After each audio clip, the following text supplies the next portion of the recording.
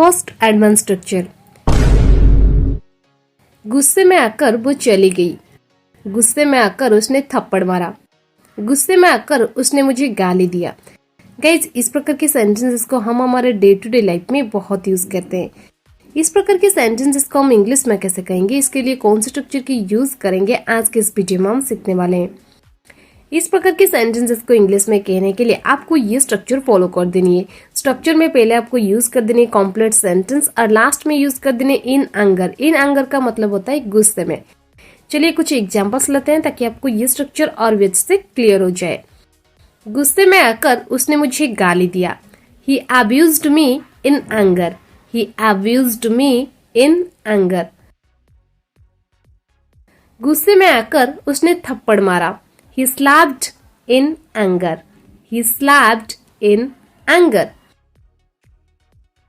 गुस्से में आकर वो चली गई। She went in anger. She went in anger. गुस्से में आकर मैंने उसे बोला।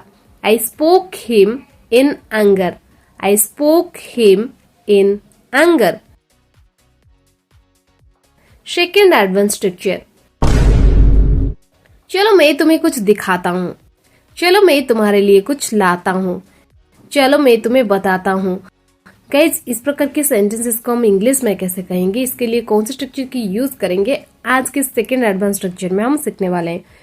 इस प्रकार के सेंटेंसेस को इंग्लिश में कहने के लिए आपको ये स्ट्रक्चर फॉलो कर देनी है। स्ट्रक्चर में पहले आपको यूज कर देनी है लेट मी। लेट मी के बाद आपको यूज कर देनी है वर्ब की फर्स्ट फॉर्म और लास्ट में ऑब्जेक्ट। चलिए कुछ एग्जांपल्स देखते हैं ताकि आपको ये स्ट्रक्चर और भी अच्छे से क्लियर हो जाए। चलो मैं तुम्हें कुछ दिखाता हूँ। Let me show you something. Let me show you something. चलो मैं तुम्हें बताता हूँ। Let me tell you. Let me tell you. चलो मैं तुम्हारे लिए कुछ लाता हूँ। Let me bring something for you.